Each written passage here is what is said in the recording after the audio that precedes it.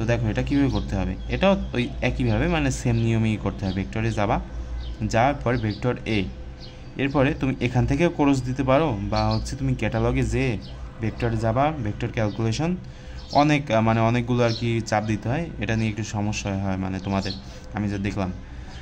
এরপরে হচ্ছে তোমার ক্রস প্রোডাক্ট লেখা আছে না, এখানে প্রেস করবা। তো এখানে প্রেস করার পরে আবার হচ্ছে ভেক্টর, এরপর হচ্ছে তোমার কি ভেক্টর বি হলো, সমান প্রেস করলে ক্রস প্রোডাক্টের যে উত্তর সেটা কিন্তু এসে যাবে। ঠিক আছে, তো এগুলো তোমরা চাইলে লিখে রাখতে পারো, আমি লিখবো না কারণ হচ্ছে সময় নষ্ট।